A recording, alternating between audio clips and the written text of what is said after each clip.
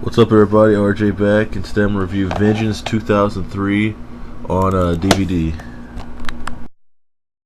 This event right here took place on July 27th in Denver, Colorado.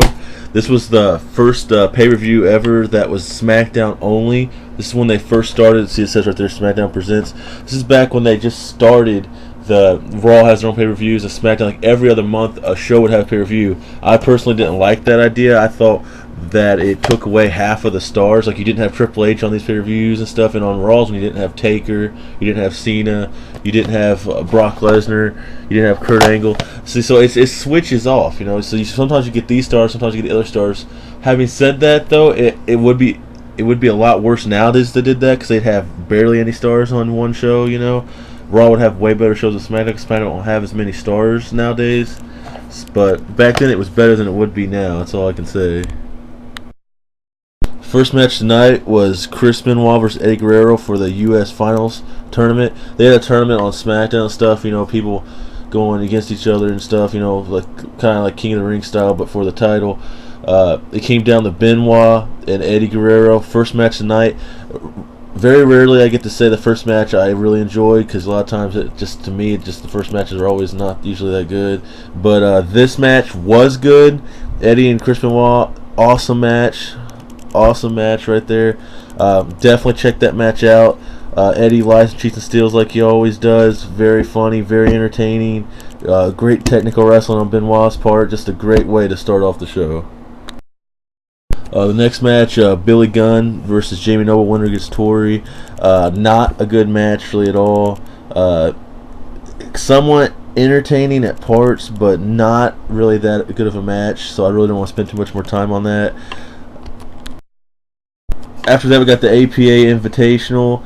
It was basically like a little bar kind of area where like a saloon was set up to the side of the ramp, and the APA just had a contest where whoever can fight and drink the longest wins. They had Bro Love out there. It was pretty entertaining. I wouldn't call it a wrestling match, neither did they really, but very entertaining. You need to check that out for yourself. Just a very good setup, very entertaining. World Greatest Tag Team versus Billy Kidman and Rey Mysterio. It was alright. Nothing special there. World Greatest Tag Team doing what they always do, you know, cheating stuff like they always do. Rey and Kidman doing some crazy high flying moves. Rey was very athletic back then, a lot more than he is nowadays. But that's a whole other topic.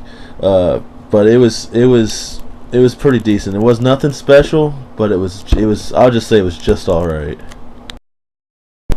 Stephanie and Sable, not a lot to talk about here. Vince set this up. This is back when Vince had like the whole entourage with his, you know, like mega power kind of thing going, where he you know, controlled everything, he can do what he wants. Which, by the way, he faces that Gowan later.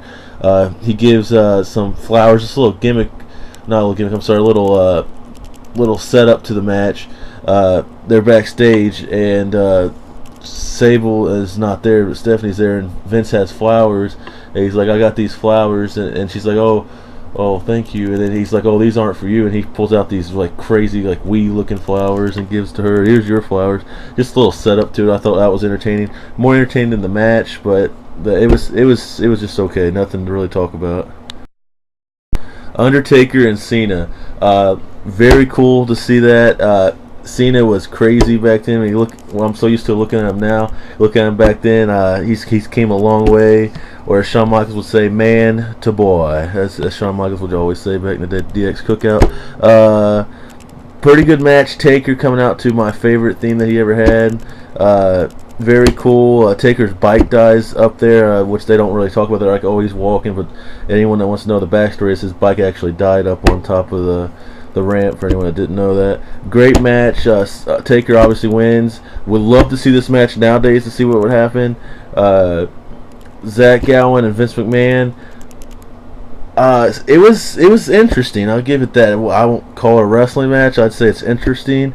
Zach Gowen right there, one-legged man versus Vince McMahon. This was all set up after the Captain America or Team whatever, the Mr. America, Hulk Hogan coming out with the America suit thing, you know, with the mask and stuff. Oh, I'm not Hulk Hogan, brother.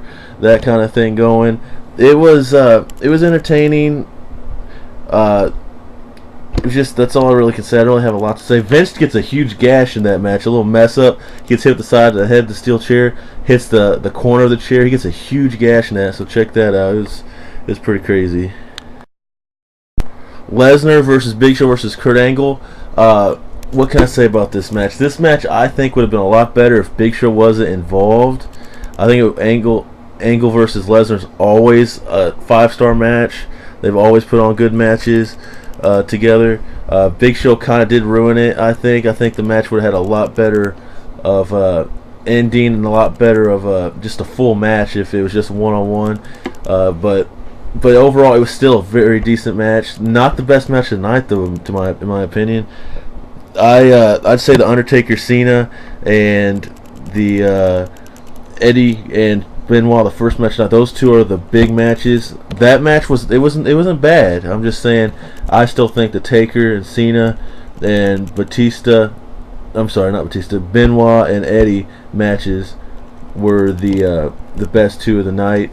But yeah, go ahead and check this one out. This is not a very expensive DVD to get.